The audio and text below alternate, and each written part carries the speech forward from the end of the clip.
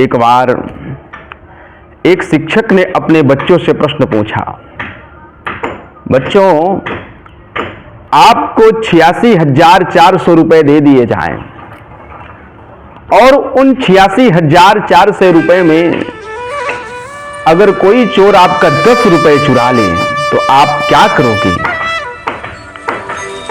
पहले तो गुरुजी और विद्यार्थी हुआ करते थे, शिष्य हुआ करते थे, लेकिन आज तो बड़े बड़े विद्यालय हो गए हैं, बड़ी बड़ी यूनिवर्सिटियां हो गई हैं, तो उनमें सर और स्टूडेंट होने लगे। तो मान लो आज की भाषा में उस सर ने अपने स्टूडेंटों से पूछा, शिक्षक ने अपने विद्यार्थियों से कि बच्चों आप क्या करोगे?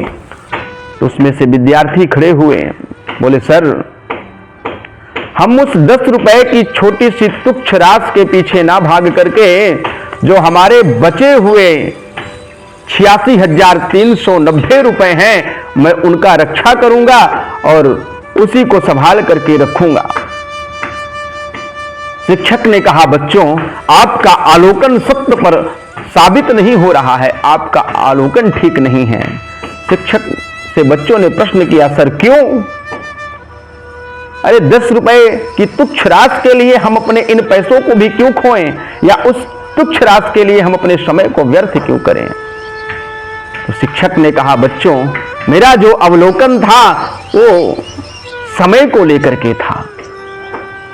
ये 86,400 आपके 24 घंटा के समय हैं और इसी समय 10 सेकंड के ही समय से मैं हमारे मुख से गंदे वाक्य या किसी के लिए गाली या किसी की अपमानजनित भाषा निकल जाती है, जिस भाषा के कारण उस व्यक्ति के जीवन के उस पूरे दिन के बचे हुए 86,390 सेकंड भी बर्बाद कर देते हैं।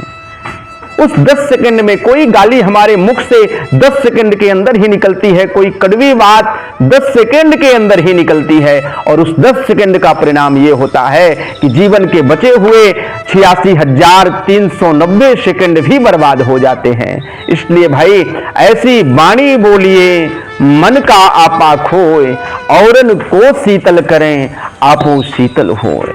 5 बातों में एक बात यह भी कही गई है। हमने एक हरपाल सिंह नाम के युवक की कथा पढ़ी थी, जिसमें उसके गुरु कहते हैं कि कभी किसी के दिल दुखाने वाली बात मत करना।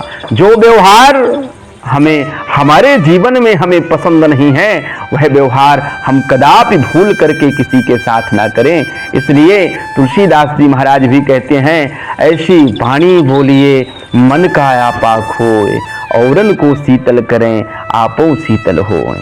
वाणी बहुत मधुर होनी चाहिए।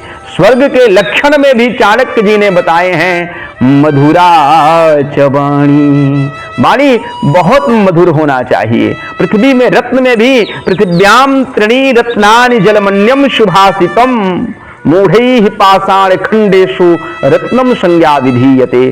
तो क्या नीतिकार कहते हैं कि पृथ्वी में 3 ही रत्न हैं, पहला जल, दूसरा अन्न और तीसरा शुभासितम यानी कि मीठे वचन।